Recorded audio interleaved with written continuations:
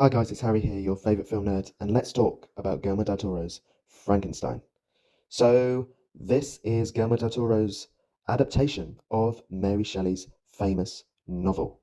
Originally, not with her name on the book. I didn't realise this. Now, I've never read the book, so I don't have any connection or any previous, thoughts about the story. So, I sat down and watched this new movie yesterday, and do you know what? I find myself really thinking about it more and more since coming away. This movie is gorgeous, visually a feast for the eyes. And I wouldn't expect any other way from Guillermo del Toro. From the visual, the auteur that brought us Pan's Labyrinth and my favorite, Shape of Water, Pinocchio. That is such a gorgeous stop motion movie. Now, this movie equally is gorgeous. The details, the sets, the use of color, and the use of color to that identify characters is gorgeous. Gorgeous. Netflix has a great little, like, 50-minute featurette showing the behind the scenes makings of this movie. So if you're interested in set design or the story of how to make a movie like this, definitely check it out.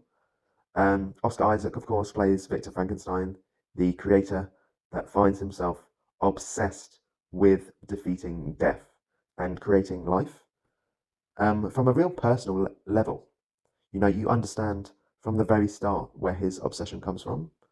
Um, yes, Oscar Isaac definitely plays Victor, a layered Victor Frankenstein, where it shows him, you know, obsessing with wanting to make this reanimation of dead human tissue work.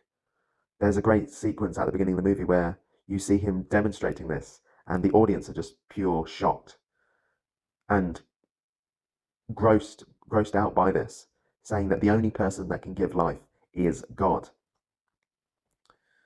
And Victor has a great arc in this. He goes from where you're rooting for him to do this, and then later on he transforms into this maddening, abusive creator to his creation later on.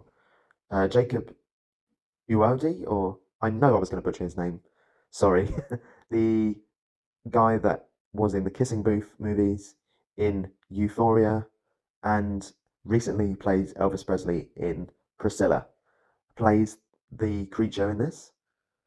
And for someone that is known for being a very good looking person, they create such a unique looking creature with intricate scars, and he gives such depth to the creature.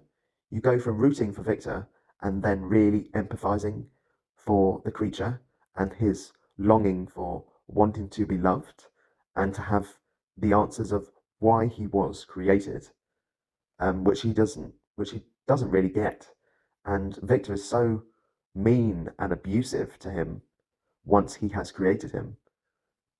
And I think it's because Victor realizes that this is not going to fill this hole that he has felt for his entire life since his mother died from giving birth to his younger brother. Mia Goth plays the fiance of Victor Frankenstein's younger brother, William. Mia Goth has such a interesting presence on screen.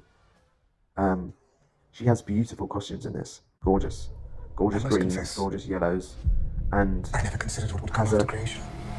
quite deep connection with Victor, and a real poignant moment with the people. You can see the great Victor Frankenstein. That she really sees the humanity in it, and Victor ends up seeing him as this monster. The movie does a great way of showing there is always two parts to the story, where the movie begins with Victor showing his version of the events, and then later on the movie showing the creature's version. And I think you end up being Just being who you are. This is definitely more a emotional version of this, of Frankenstein, Not yet finished. rather than Much more it's not a horror carnage story. awaits It's not a horror story. love and wanting to be loved, and empathy and loss, and the concept of death, and the concept of immortality, and the relationship between father and son. Yeah, I am surprised about this because I wasn't sure when I first started watching it. I wasn't sure if I was going to stick with it, to be honest. But the more I talk about it, the more I want to watch it again to see if I get anything else from it, you know? And I think that's a sign of what art should be. It should, well, art should be thought provoking. And this is what the movie is to me, I think, surprisingly. I don't know why it surprised me, but yeah. So anyway, let me know what you guys think of Guillermo del Toro's new Frankenstein movie. That's now available to watch on Netflix. And until next time, keep watching those movies.